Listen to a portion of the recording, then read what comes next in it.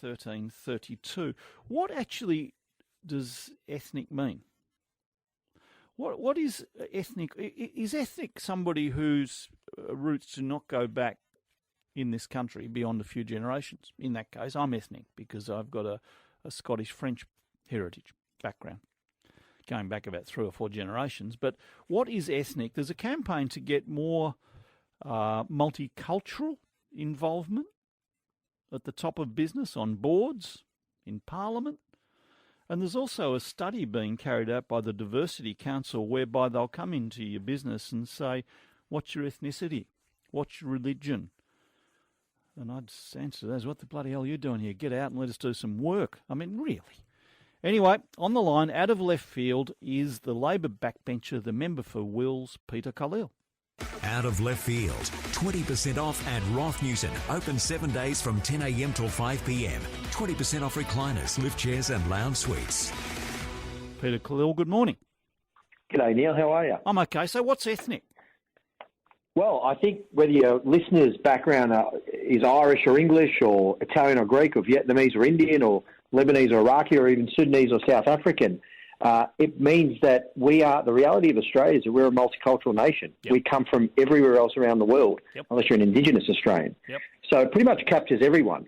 But what we're seeing, though, is a kind of predominance in the boardrooms, the courtrooms, the lecture halls of Australia, the Parliament, more of a particular monocultural predominance of Anglo-Saxon background. Not WASPs. Yes. Not WASPs. Yeah, the old WASPs. Oh, Peter, you ban them. No, ban them. No, get them. rid of the WASPs. We're allowed to Not say at that all, because but- I'm a WASP. If I was saying get rid of the other W word, there'd be trouble. Well, here's the thing. Multiculturalism isn't just about food and festivals and funny dances. It's basically our reality. It's not just about takeaways on a Friday night.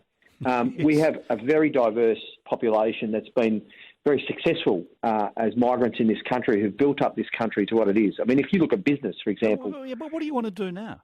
I mean, do you want to... Well, I'm telling you, Yeah.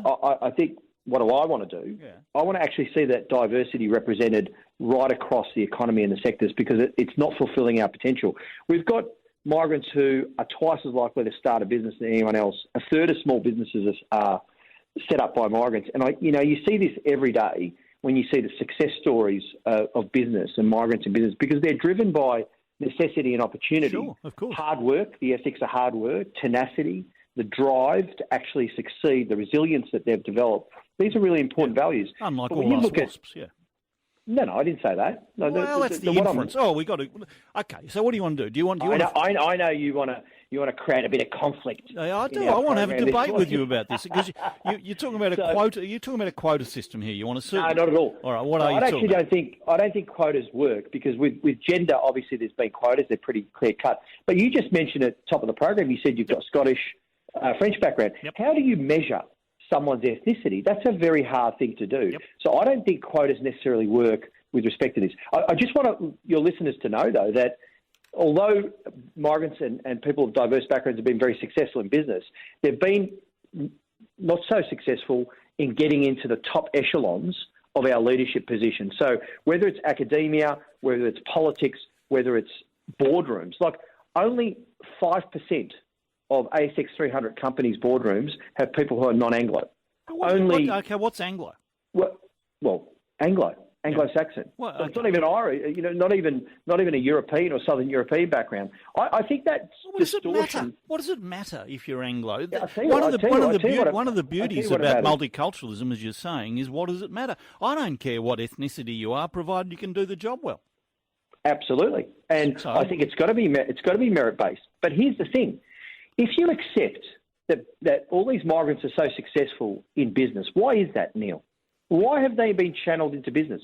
Why aren't any of them in our boardrooms or in our executive? Of the 2,500 national leadership positions in this country, in politics and academia and corporate, 77% are from an Anglo background, only 19% from a European background, and 4.5% that you'd consider non-Anglo, non-European. That's despite the fact that about a quarter of Australians are of a non-Anglo background.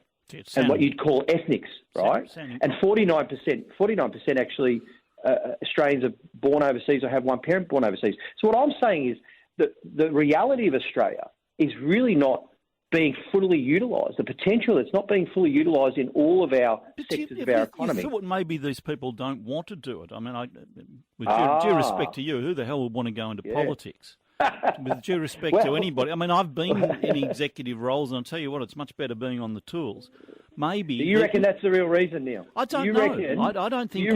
Maybe it is. Maybe it's part of it. Maybe it's part of it. Maybe somebody's happier running a pile of small businesses than sitting on the board at BHP. Well, let's be serious about this. Most of your listeners would know this. There's a bit of a power works in interesting ways, whether it's in politics or in the corporate boardrooms, right? No. People hold on to powers. Groups hold on to powers.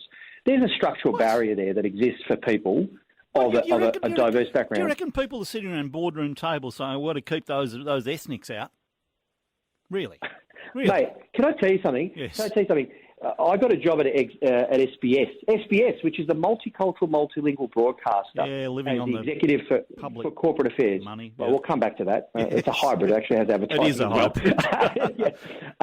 But when I got the job as an executive of corporate affairs at SBS, someone very senior came up to me, half joking, half serious, said, "Oh, the Egyptian mafia is taking over SBS." I said, "What are you talking about, mate? Well, are you saying that I got my job not because of my qualifications, my experience, my merit, which we've just been talking about, but I got it because of my ethnicity?" But you've insulted me. You've insulted me. It wouldn't hurt. Can you imagine if I was standing next to you with identical qualifications as a WASP? Who do you reckon would get the job, you or me? That wasn't the reason. Well, no, I'm not saying it was the reason. You're clearly well qualified. I'm not arguing that. Now you're insulting me. I got the job because I've actually worked 20 years and had a career and an education and actually got runs on the board. That's why I got the job. I wasn't insulting you. I was saying that your ethnicity would have helped. And rightly so with SBS.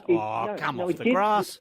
If I was standing next to you... I will tell you why it didn't help. I'll tell you why. Righto. Because I said to him, you also insulted the Egyptian mafia, because what kind of mafia only gets 1 or 2 out of 14 positions?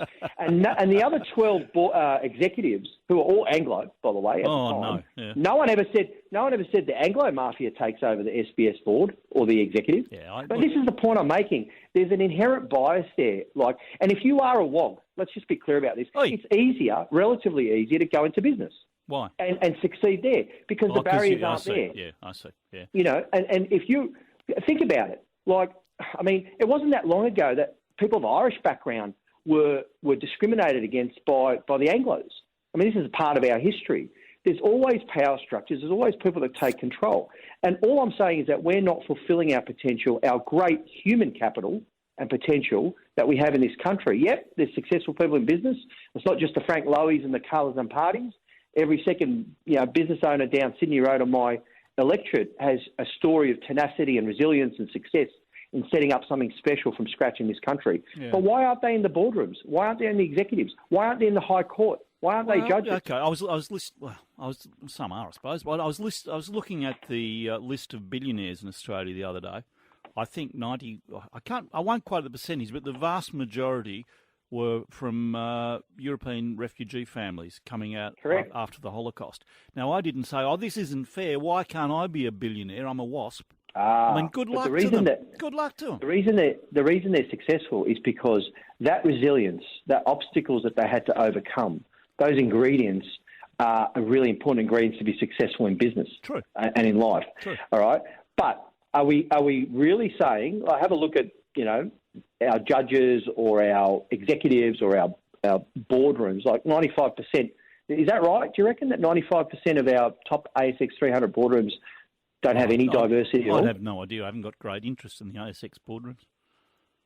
Oh, you might get a boardroom position one day. You never know. No, I'm a WASP. I would never hope. We better take... Actually, you would. You'd be in the 95%. You'd be fine. Hello, Lee. Go ahead, Lee. Hello, Lee. Lee's dropped out. Hello, Steve. Go ahead, please. G'day, gentlemen. How are you? Okay. What do you think?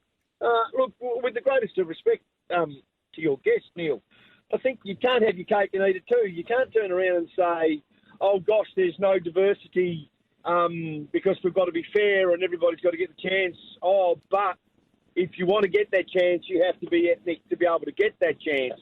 And the reality to it as well is that if you want the job, then you'll go for the job.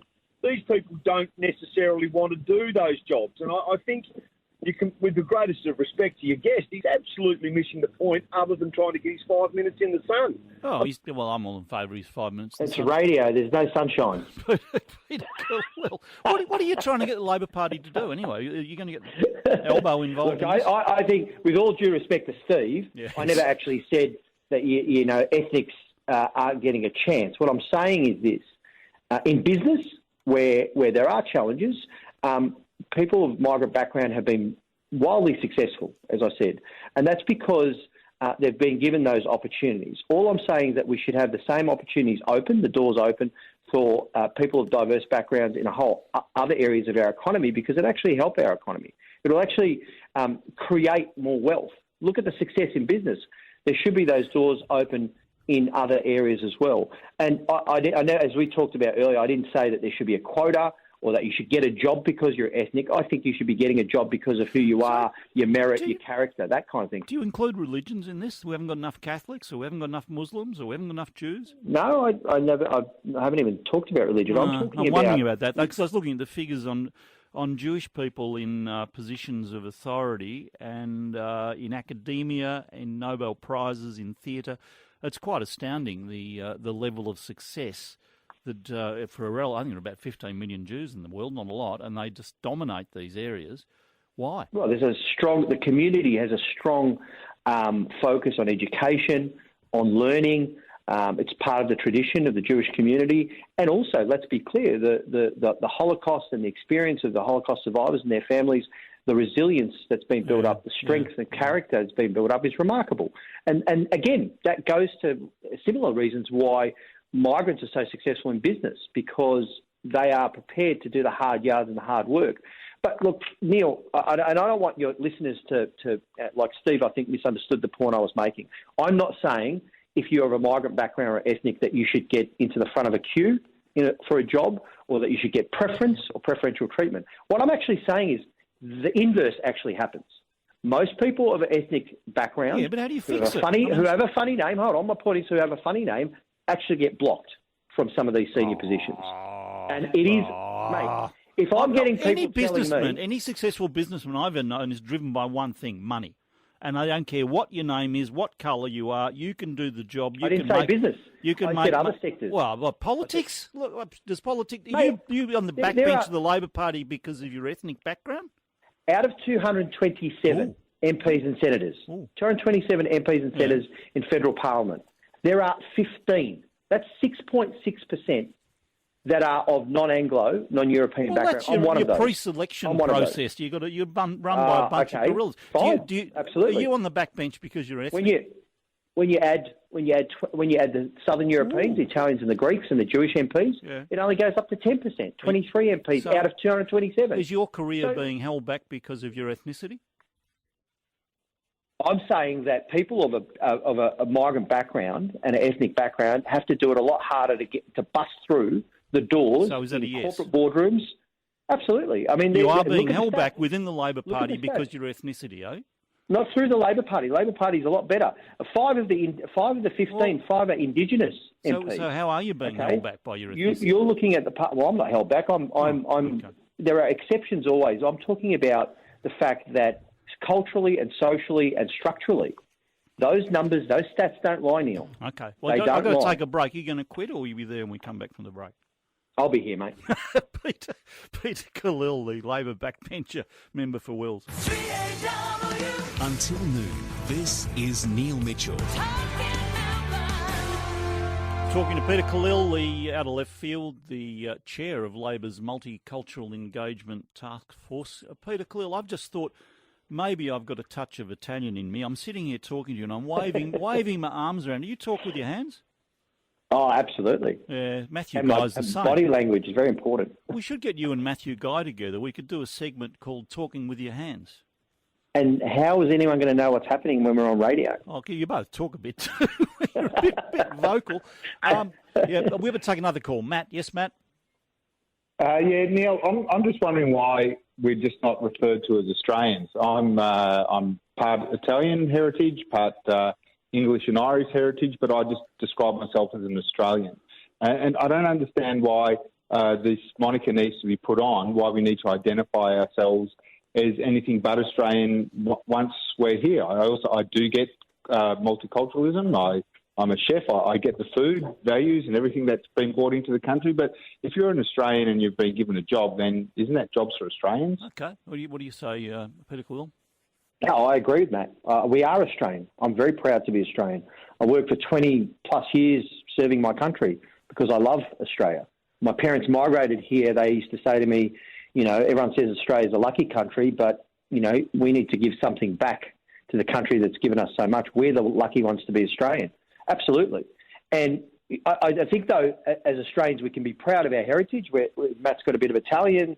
You might as well, Neil. But we can also have that heritage, that ethnicity, and be proud of that cultural contribution to being Australian as well. That's critical. And I don't go for this identity stuff where we have to divide. I'm actually trying to find a way to unite us. Yeah, but you seem to be arguing that you're pointing out the disparity, correct, at the There higher is level. The stats don't lie. Are you saying that disparity is caused by discrimination? Yeah, there is discrimination, Neil. Look, I'll just give you one example. Yep. CVs. All the evidence and studies have been done where there's funny names on a CV. They get thrown into the pile on the bottom pile, right? History. When you have blind CVs, I have so many funny stories of Sudanese people or people from Middle Eastern background who suddenly get an interview when they put John Smith instead of whatever their funnier name might be or difficult to pronounce name. It happens. Neil. I'm sure and that structural bias and that inherent bias is there. But look, I've just got an email here from George. How many non-white European staff do you have at 3AW Channel 9? I've never thought of it before, but during the ad break, I had a look around and I've got 5 people work regularly on this program. 3 of them are non-white European. Now, I'd never thought of that. I just think about whether they do the job well. It's never even dawned on me to sit down and say, oh, hang on, have we met our quota?